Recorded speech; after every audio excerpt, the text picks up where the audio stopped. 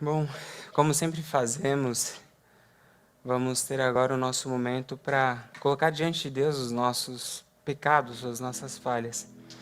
Porque a única coisa que nos separa de Deus são os nossos pecados. Esse é o momento seu com Deus. Não é para ninguém ouvir o seu pecado.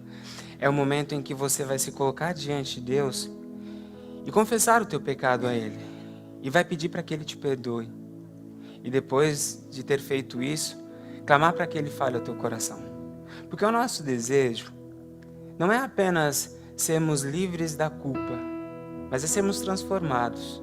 Não é apenas usar o sangue de Cristo como um detergente para limpar as nossas sujeiras, mas é usar o sangue de Cristo para começar a viver. Nós que estávamos sendo mortos pelos nossos pecados, matando as nossas relações, matando o nosso casamento, destruindo o nosso caráter, é ter o sangue de Cristo correndo em nossas veias a ponto de Ele ser visto em nós. Neste momento nós vamos fechar os nossos olhos, confessar os nossos pecados a Deus, pedir perdão e depois pedir para que Ele, por meio de Sua palavra, fale conosco e nos transforme. Feche seus olhos e vamos falar com Deus.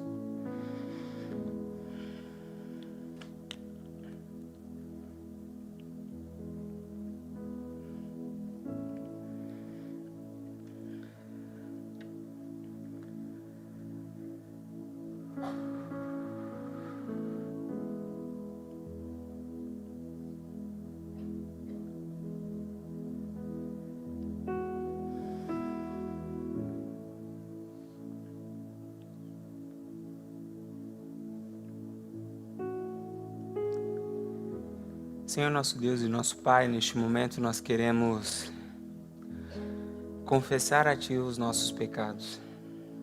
Perdoe-nos, ó Pai, pelos pensamentos que desagradaram Teu coração, pelos sentimentos que alimentamos dentro de nós, que nos intoxicam. Perdoe-nos pelas atitudes que cometemos contra o Senhor e contra aqueles que estão à nossa volta. Nós Te pedimos perdão. E nós olhamos para tudo isso e sentimos vergonha. Tenha misericórdia de nós, Pai. Nós não temos outra coisa a fazer com o nosso passado senão clamar por Tua misericórdia. A gente não consegue voltar no passado e desfazer as atitudes, as ações erradas que tivemos. Mas o Senhor nos mostrou um caminho de esperança, que é o caminho da cruz. Quer chegar, ó Pai, nos pés da cruz e nos colocar diante dela, confiando na Tua graça, confiando no Teu amor, confiando na Tua morte em nosso lugar, Pai. Neste momento nós pedimos ao Senhor, tenha misericórdia de nós e nos perdoe. Clamamos, ó Pai, não apenas pelo Teu perdão, mas clamamos por Tua transformação. Queremos ser diferentes. Nós queremos abandonar os nossos pecados, queremos viver livres, ó Pai, das algemas do pecado. Nós queremos ser diferentes, ó Pai, da nossa história do passado. Em nome de Jesus, nós clamamos por essa transformação. E sabemos que o meio pelo qual o Senhor realiza isso é por meio do Teu Espírito em nós e também por meio de Sua palavra. Por isso, em nome de Jesus, nós clamamos agora para que o Teu Espírito fale aos nossos corações por meio de Sua palavra, Pai. Não é a minha voz que queremos ouvir nesta manhã. Não são as minhas reflexões e as minhas palavras, mas o nosso desejo nesta manhã é por Te ouvir. O clamor do nosso coração é pela Tua voz. Por isso, em nome de Jesus, tenha misericórdia de nós e fale aos nossos corações nesta manhã. E transforme a nossa vida. Só Tu tens as palavras de vida eterna. Por isso eu clamo ao Senhor, tenha misericórdia de mim. Reconheço, Pai, que em mim não há a competência necessária, não há a capacidade necessária e nem sou digno, ó Pai, pelos meus próprios méritos de estar aqui. Mas é pela Tua cruz, é pela Tua graça, é pela Tua misericórdia. E é por isso que nesta manhã eu clamo ao Senhor, esconda-me atrás de Sua cruz e fale, Deus, através de mim, apesar de mim e muito além de mim.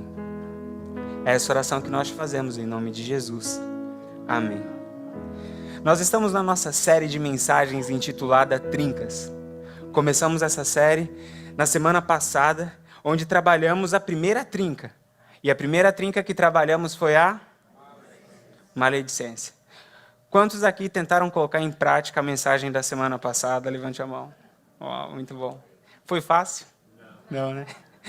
Eu recebi muitos feedbacks dessa mensagem. Alguns irmãos encontraram comigo e falaram: pastor do céu, a gente estava conversando durante a semana e de repente um falava: olha o que o pastor falou no domingo. Uma família, eu estava conversando com uma família e falou assim: pastor, a gente teve um grande problema logo no domingo à noite. Eu falei: qual foi? A gente começou a conversar e aí um falava: olha o que o pastor falou, olha o que o pastor falou. A gente se viu no momento que a gente não tinha mais assunto, acabou a conversa. Eu falei: meu irmão, a coisa está séria. Mas é assim mesmo, essa é uma característica da trinca. Ela é algo que aparentemente é pequeno, mas quando a gente vai tentar tratar, fechar, a gente vê que para fechá-la de maneira definitiva, é algo que se configura para nós como um grande desafio. Mas eu posso garantir para os irmãos que se os irmãos continuarem firmes no propósito de ter uma vida reta, íntegra diante do Senhor, fechando todas as trincas, a palavra de Deus nos garante que em Cristo somos mais do que vencedores. E essas trincas serão fechadas para a honra e glória do Senhor Jesus e em nome de Jesus. Amém? Hoje nós vamos para a segunda mensagem dessa série, Trincas. E a trinca que nós iremos falar nesta manhã é a trinca do olhar para trás. Hoje nós vamos falar sobre como o viver preso ao passado pode gerar em nossa vida uma grande tragédia. Eu acredito que talvez você já saiba qual é o personagem sobre o qual nós iremos refletir nessa manhã. É isso mesmo, nós vamos falar sobre a mulher de Ló. E eu quero convidar os irmãos e as irmãs a abrirem as suas Bíblias em Gênesis capítulo 18, verso 20. E aí eu coloquei o capítulo 19 e o capítulo 20 também ali, porque a gente vai passar por estes capítulos ao longo dessa mensagem. Mas por hora, abra sua Bíblia em Gênesis capítulo 18, verso 20.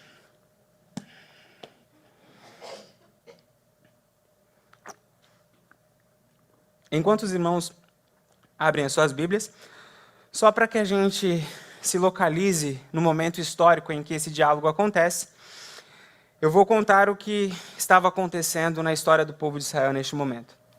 O Senhor tinha acabado de aparecer para Abraão com 2 anjos. Foram 3 homens, 3 anjos que apareceram ali para Abraão. Ora, parece que um desses anjos é Deus, outro momento a gente fica em dúvida se era Deus ou se era um anjo, mas tudo indica que era o próprio Deus conversando com Abraão e mais 2 anjos dele.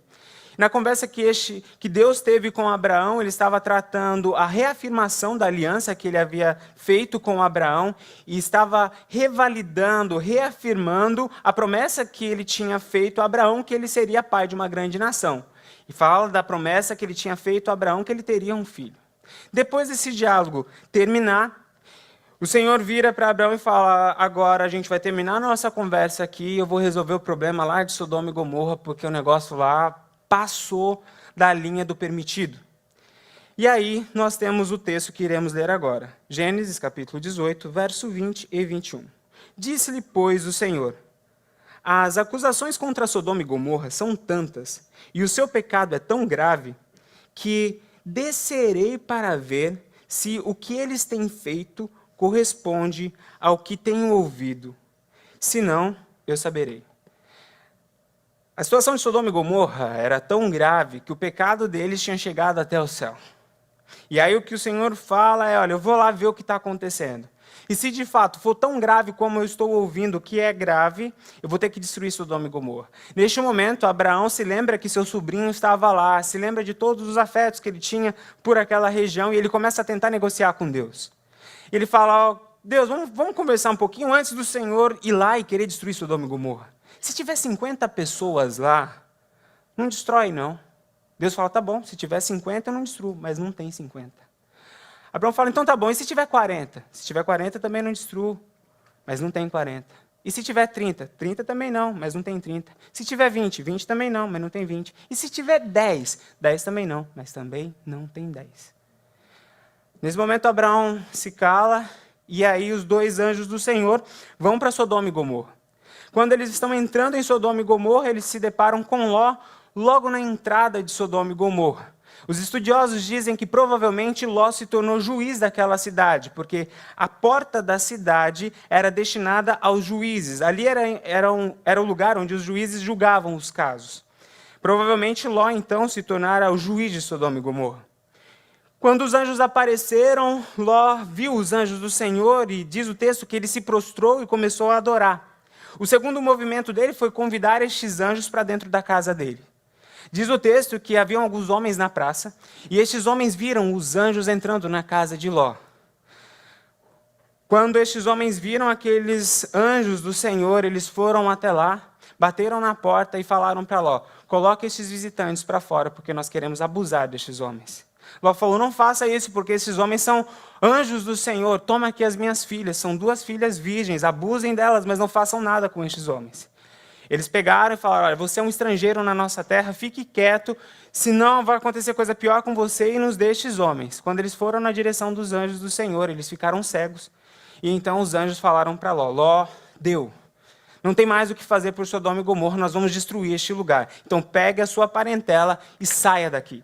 E aí a gente vai para o versículo de número 12 e 13 do capítulo 19. Gênesis capítulo 19, verso 12 e 13. Os 2 homens perguntaram a Ló: você tem mais alguém na cidade, genros, filhos ou filhas, ou qualquer outro parente? Tire-os daqui, porque estamos para destruir este lugar. As acusações feitas ao Senhor contra este povo são tantas que ele nos enviou para destruir a cidade. Verso 16 e 17. Tendo ele hesitado, os homens o agarraram pela mão, como também a mulher e as 2 filhas, e os tiraram dali à força, e os deixaram fora da cidade, porque o Senhor teve misericórdia deles. Assim que os tiraram da cidade, um deles disse a Ló: fuja por amor à vida, não olhe para trás, e não pare em lugar nenhum na planície, fuja para as montanhas, ou você será morto. O texto segue, verso 25 e 26. Assim ele destruiu aquelas cidades e toda a planície, com todos os habitantes das cidades e a vegetação. Mas a mulher de Ló olhou para trás e se transformou numa coluna de sal. Todas as vezes que eu lia essa história ou eu ouvia alguma mensagem sobre ela, eu ficava intrigado. Porque eu não entendia porque Deus fez o que fez. Por que matar uma mulher só porque ela olhou para trás? Ele só olhou para trás. Tá bom, se ele não gostou de olhar para trás, conversasse com ela. Ó, da próxima vez, não olha para trás, não.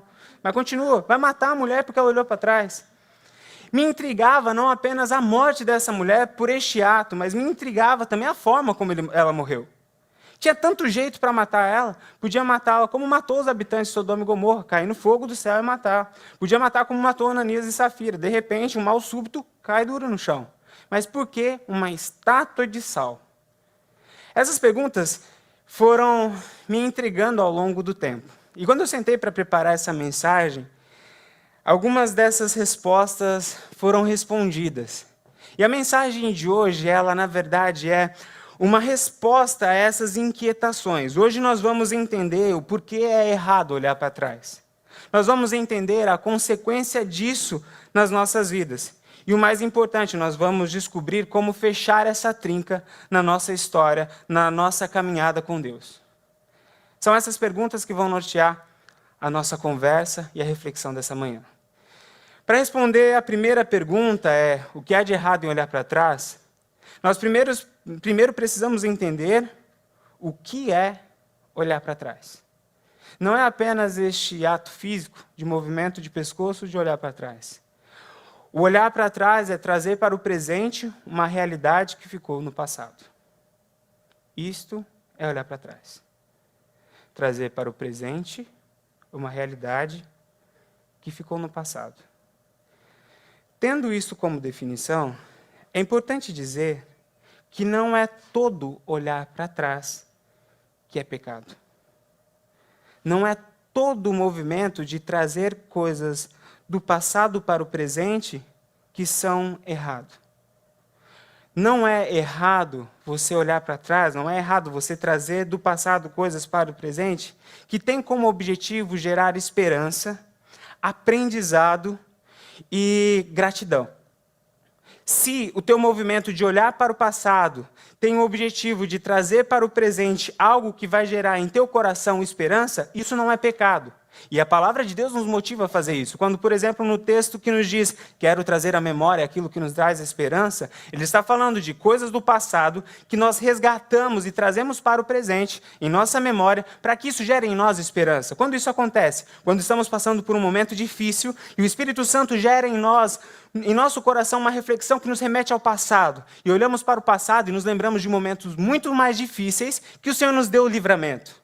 Nestes momentos, o passado serve para nós como um elemento de esperança. Eu olho para o passado e falo, por que eu estou tendo medo? Deus já me tirou de situações mais difíceis, Ele não vai ser fiel agora, Ele não vai cuidar agora da minha vida? Vai. Não é pecado, portanto, olhar para o passado com o objetivo de encontrar realidades que tragam para o nosso presente esperança. Não é pecado olhar para o passado para aprender com o passado. A palavra de Deus é um livro que contém inúmeras histórias do passado para que a gente olhe para elas e a gente possa aprender por meio dos acertos e erros destes personagens do passado. Não é pecado olhar para o passado para aprender com o passado. E também não é pecado olhar para o passado para encontrar motivos de gratidão. A gente tem inúmeros textos bíblicos que falam para nós sobre esta atitude nossa como sendo algo positivo. Mas eu quero olhar para as festas instituídas por Deus no meio do povo judeu. As festas que o Senhor instituiu como a festa do Purim e a Páscoa, nada mais é do que um resgatar do passado, colocando no presente para gerar gratidão no coração do povo judeu. Na festa do Purim, o que acontece até nos dias de hoje no meio do povo judeu? Eles se lembram daquele momento em que o povo de Deus foi liberto de um genocídio, no período de Ester. Na festa, eles lembram de todo o drama do povo judeu que quase foi exterminado.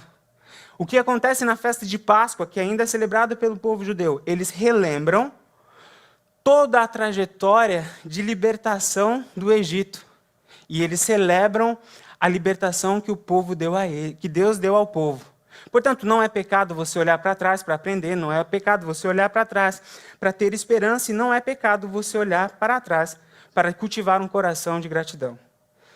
Mas é válido destacar que existe uma categoria, um tipo de olhar para trás, que gera em nós uma paralisia existencial e morte. E acredito que é por isso que a mulher de Ló morreu do jeito que morreu. Virou estátua para nos ensinar que tem um jeito de olhar para trás que nos congela no presente, que nos impede de ir para frente e para trás. Viramos uma estátua de pedra. E morreu para nos ensinar que o nosso passado, que este olhar do passado pode nos matar. Qual é o tipo de olhar do passado que gera em nós uma paralisia existencial e morte? É o olhar para o passado que é uma expressão de apego ao pecado e um ato de desobediência. Todo ato de olhar para trás, que é um apego ao pecado, é tido como um olhar para trás que nos mata. Todas as vezes que nós não deixamos os nossos pecados do passado para trás, e no presente vamos revisitando isso e vamos deixando que estes pecados do passado nos acompanhem, este olhar para trás nos mata, este olhar para trás nos congela, este olhar para trás impede a nossa caminhada com Deus. E todas as vezes que olhamos para trás, quando Deus nos manda olhar para frente, também é pecado, também nos congela e também nos mata. E é estes dois tipos de olhares que conseguimos enxergar na história da mulher de Ló.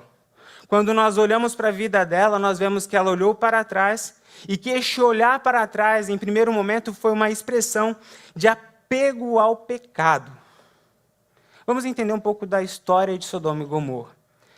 Sodoma e Gomorra era uma região que era conhecida pelo seu pecado.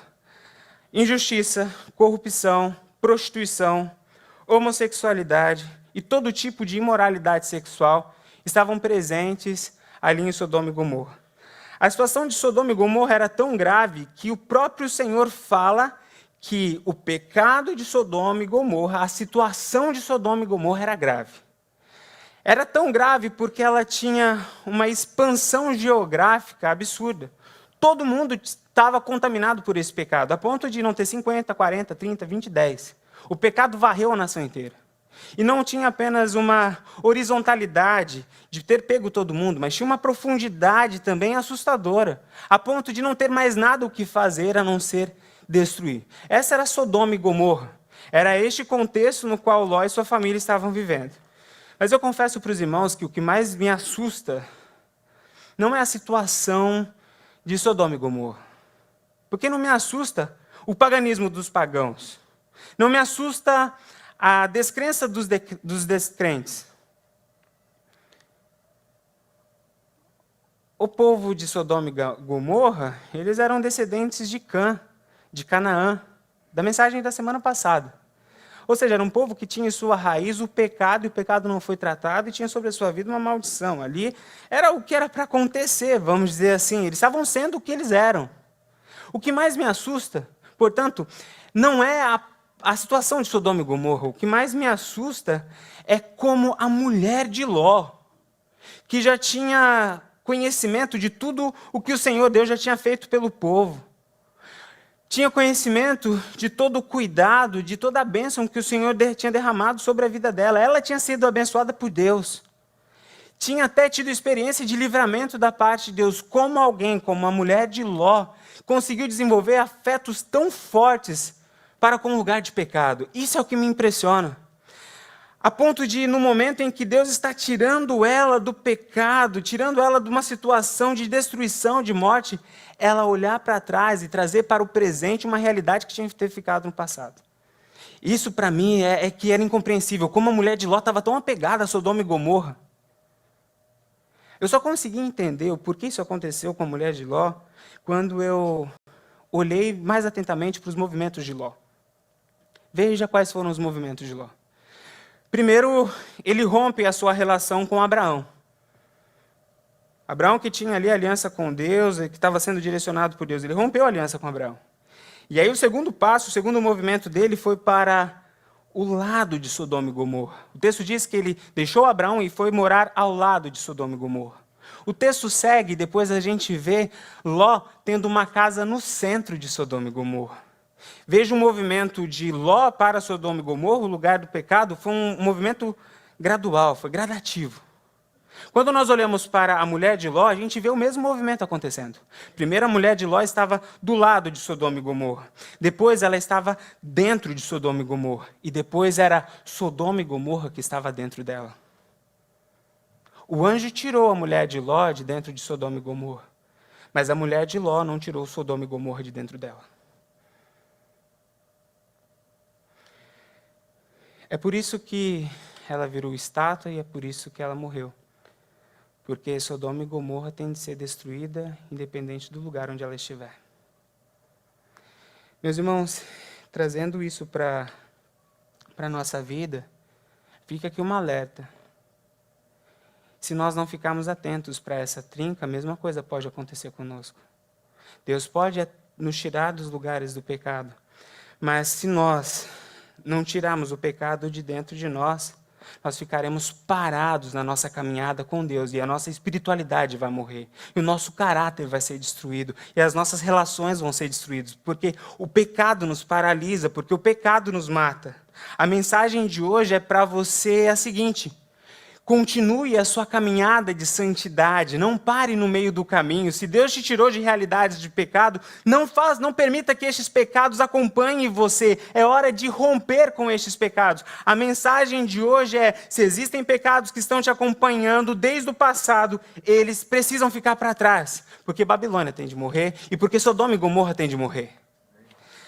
Se há em sua vida mau testemunho, se há em sua vida ainda o jeitinho brasileiro, Se há em sua vida o mau caráter, a desonestidade nas suas relações, se há em sua vida a agressividade, porque a minha família toda é agressiva. Se há na tua vida maus tratos com os filhos e com a esposa, porque o meu pai fazia assim, eu quero dizer para você que a mensagem de Deus para nós hoje é: passado tem que ficar no passado. E se nós quisermos crescer em direção ao que Deus tem para nós, nós precisamos nos libertar de Sodoma e Gomorra, porque Sodoma e Gomorra tem que morrer.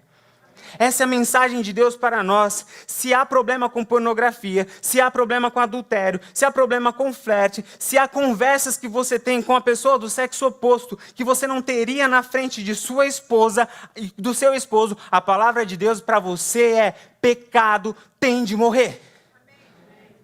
Não dá para nós continuarmos caminhando com Deus, não dá para termos esperança de vida se tivermos debaixo do nosso braço os nossos pecadinhos de estimação. A caminhada é interrompida, a caminhada é paralisada. Sodoma e Gomorra tem que ficar para trás, Sodoma e Gomorra tem que ser destruída, independente do lugar onde ela estiver. A pergunta que eu faço para os irmãos essa manhã é: quais são os pecados que têm te acompanhado? Quais são os erros que você ainda não se desvencilhou? Quais são os pecados que já estão fazendo aniversário na tua vida? Deus está te chamando para um novo momento. Mas você só vai desfrutar desse novo momento quando você tomar a firme decisão de deixar Sodoma e Gomorra para trás. Enquanto as coisas apertarem e você recorrer para Sodoma e Gomorra, para o seu pecado, para suas válvulas de escape, para o seu jeitinho, Sodoma e Gomorra ainda está vivo dentro de você.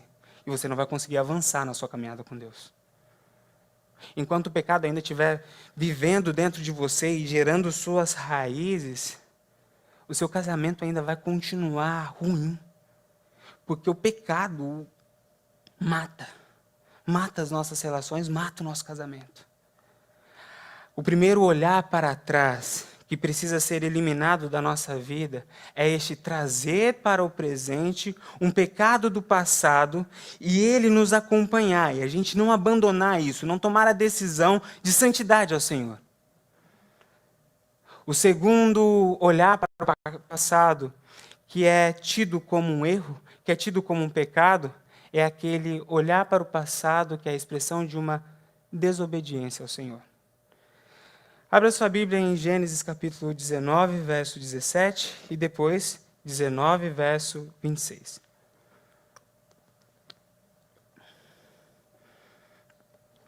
Gênesis capítulo 19, verso 17, e depois o verso 26. E assim que os tiraram da cidade, um deles disse a Ló: fuja por amor à vida. Não olhe para trás e não pare em lugar nenhum da planície. Essa foi a ordem. Não olhe para trás. Verso 26. Mas a mulher de Ló olhou para trás e transformou-se numa coluna de sal. Não existe justificativa para a desobediência. Não existe. Mas sempre quando a gente desobedece, quando a gente erra, somos tentados a arrumar desculpas. E para que a gente não incida nesse erro, eu quero lançar luz sobre a história da relação da mulher de Ló com Sodoma e Gomorra, para que a gente possa entender um pouco melhor o contexto dela e entender um pouco a desculpa dela por que ela olhou para trás. Primeiro, quando a gente olha para a história da mulher de Ló com Sodoma e Gomorra, a gente vê que Sodoma e Gomorra, para a mulher de Ló, no primeiro momento, foi um lugar de solução de problemas. O esposo dela, os servos do esposo dela estavam tendo problemas com os servos de Abraão. Imagina você estar lá na sua casa e toda hora vir um dos seus servos: Ló, o que está acontecendo lá? As nossas ovelhas não têm pasto para comer, e toda hora a campainha toca, e toda hora é aquela crise, toda hora é aquele problema para resolver. Quando eles mudaram para o lado de Sodoma e Gomorra foi para a mulher de Ló solução de problemas. Sodoma e Gomorra, num segundo momento, foi para a mulher de Ló um lugar de conquista. Antes eles moravam em tendas, agora eles estão morando em casa. Antes o marido dela era apenas um líder de uma família, agora ele estava sendo o juiz de uma cidade. Sodoma e Gomorra foi para eles um lugar de conquista. E não apenas isso, Sodoma e Gomorra foi um lugar de estabilidade.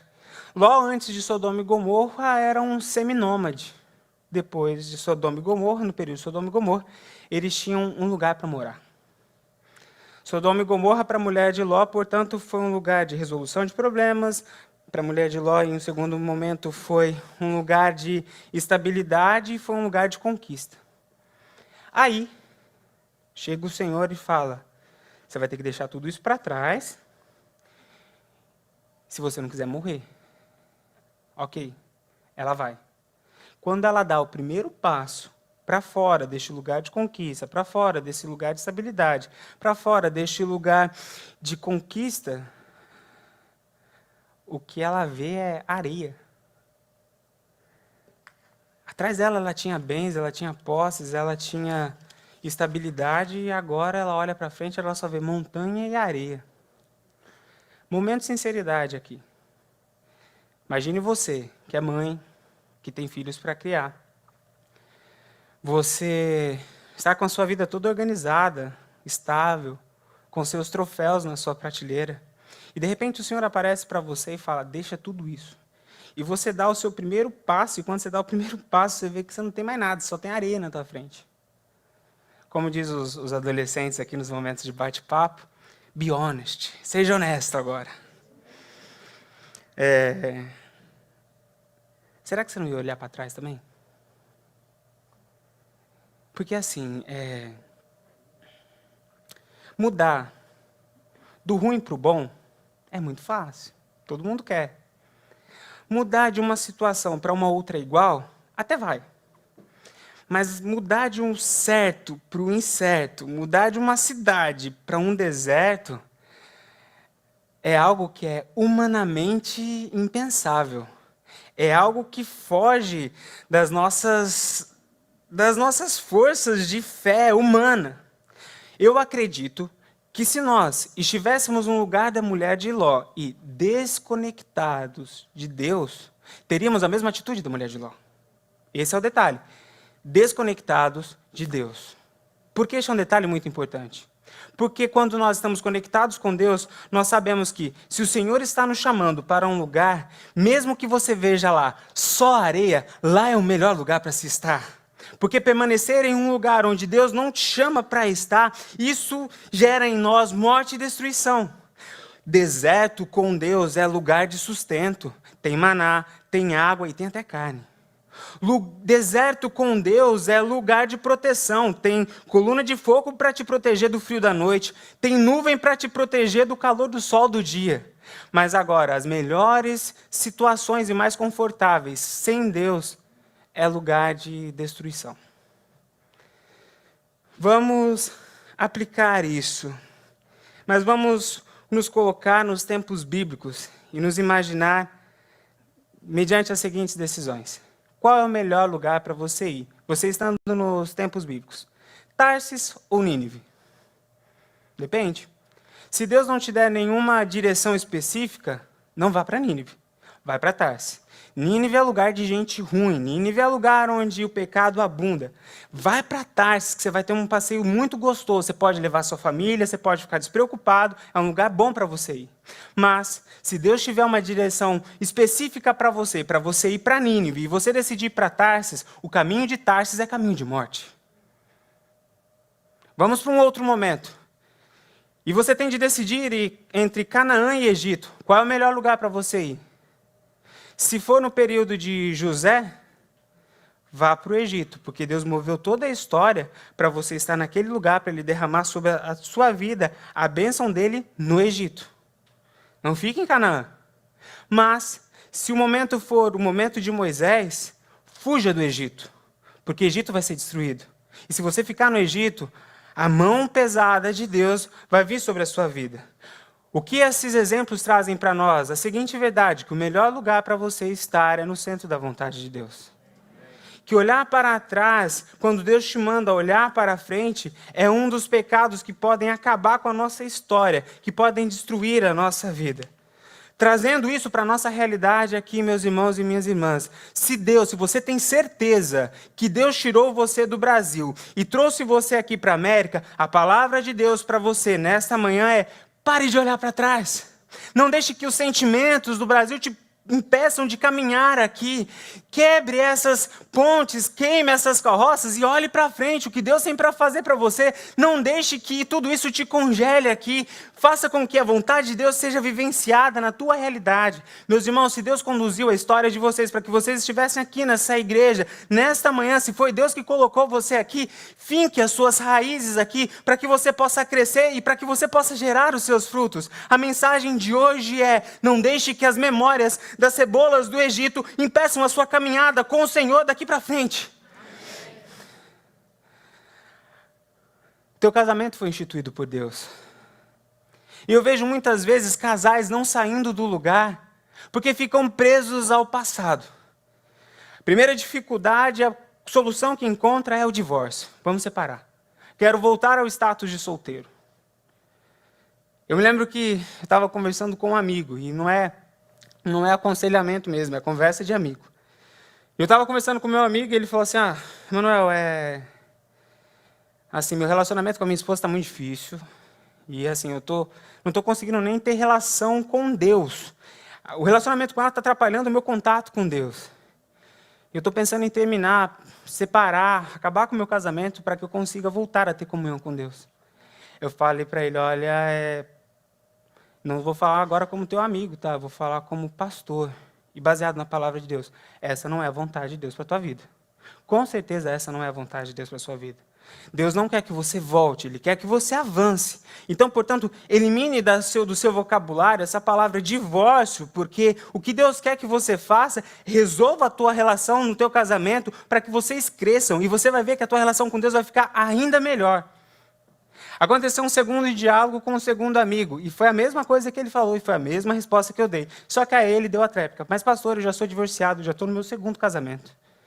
E na ocasião, a esposa dele, a primeira esposa, já tinha filhos, ele também já tinha filhos no segundo casamento, e ele estava pensando em divorciar de novo. E aí eu falei: olha, a palavra de Deus para você é a mesma, só que tem um aditivo. Você já errou a primeira vez, não erra a segunda, não. Porque provavelmente o problema não está nas suas esposas, o problema está em você. E se você arrumar a terceira, provavelmente daqui a pouco você vai estar querendo arrumar a quarta. Vai daqui para frente. Pega a tua vida e diga: Senhor, eu quero avançar. Eu quero olhar para onde o Senhor está mandando eu olhar. Na sexta-feira, eu e Jéssica completamos 11 anos de casados. Oh, obrigado. Obrigado. 11 anos a gente celebra bodas de aço. E a gente foi pesquisar por que bodas de aço. É porque sofre muita pancada e continua firme. E eu posso dizer, com toda a gratidão no meu coração, que o nosso casamento hoje é 11 vezes melhor do que o nosso primeiro dia de casados.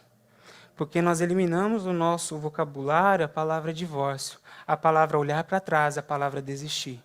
Temos problemas? Temos problemas. Enfrentamos dificuldade? Enfrentamos dificuldade. Mas a visão sempre é para frente. O que a gente precisa aprender com isso para a gente subir o próximo degrau? Não é desistir, não é retroceder. O problema que muitas vezes acontece em nossa vida é que a gente ora pedindo para Deus qual é a decisão que temos de tomar, para onde temos de ir, para onde temos que avançar. E Deus fala ao nosso coração e a gente vai. Só que quando os problemas começam a aparecer, quando a gente começa a ver areia, quando a gente começa a ver montanha, a gente não para e pergunta para Deus se é para a gente desistir. A gente simplesmente desiste. A gente pergunta para Deus quando vamos começar, mas a gente não pergunta para Deus quando a gente tem que desistir. Às vezes as pessoas vêm falar comigo sobre divórcio, eu falo: você já orou? Já perguntou para Deus? A pessoa fala: não. Eu falo: é lógico que não vai perguntar para Deus, né? Porque você sabe o que Deus quer.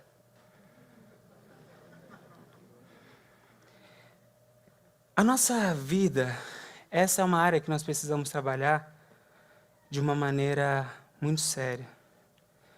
Um dos traços da maturidade cristã é constância. E quando nós vivemos olhando para trás, a nossa vida se torna inconstante. Ora estamos indo para cá, ora estamos indo para cá, ora estamos indo para cá, ora estamos voltando. Mas quando nós temos em nossa vista a vontade de Deus e traçamos isso como uma meta, um objetivo, que iremos empregar todas as nossas forças, doa o que doer, aconteça o que acontecer, nós crescemos. Não há crescimento sem constância. É no superar as dificuldades, é no enfrentar os problemas, é no seguir adiante que a gente cresce. Portanto, a mensagem de hoje, a trinca que precisa ser fechada em nossas vidas hoje, é a trinca do olhar para trás. E eu quero terminar essa mensagem com o texto que Paulo escreve lá em Filipenses capítulo 3, verso 13 e 14. E nós iremos terminar com essa reflexão, nós iremos terminar com este texto bíblico. Filipenses capítulo 3, verso 13 e 14.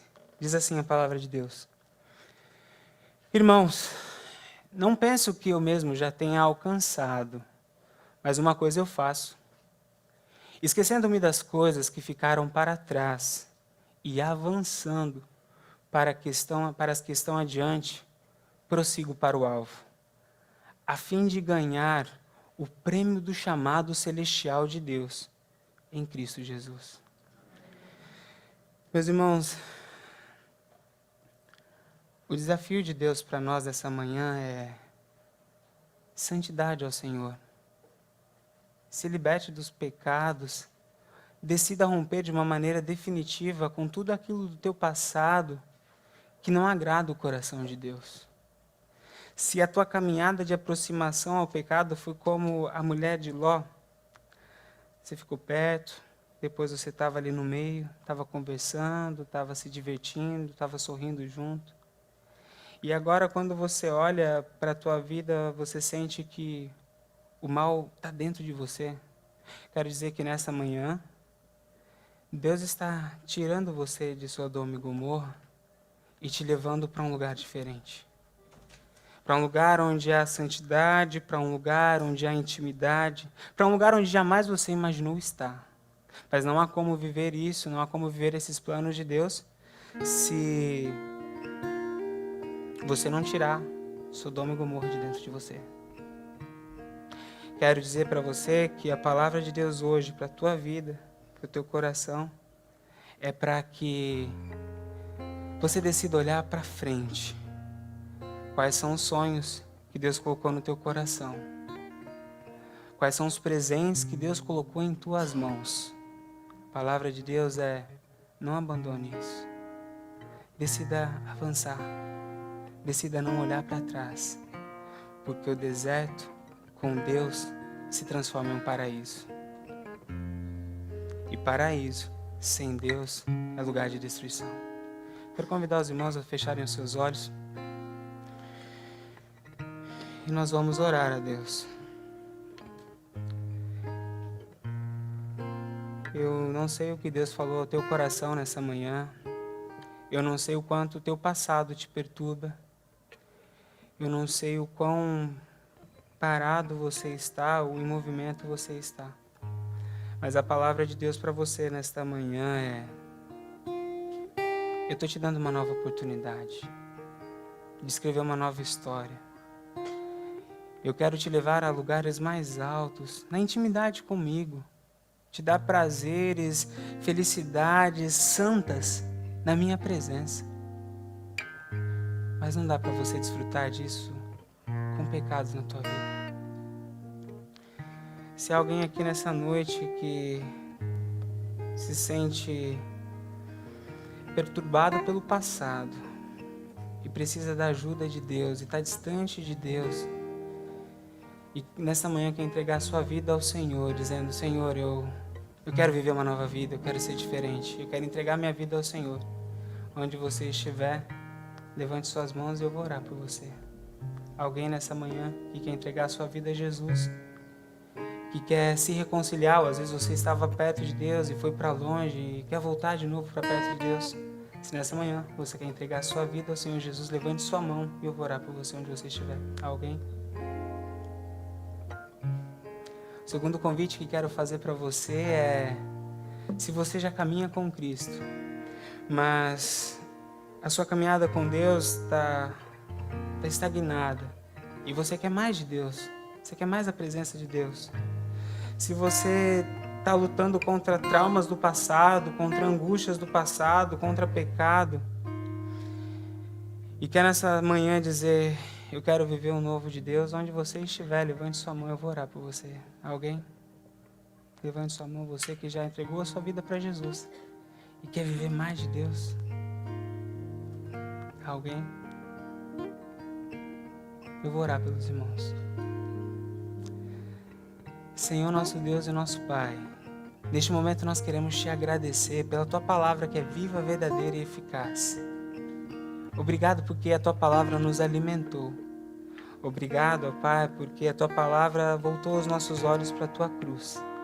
Pedimos para que o Senhor nos guie, para que o Senhor nos direcione, para que o Senhor abençoe o Seu povo, para que possamos ser marcados como um povo que olha para Ti, independente das circunstâncias, e que vive o novo de Tua parte. É essa oração que nós fazemos, em nome de Jesus. Amém.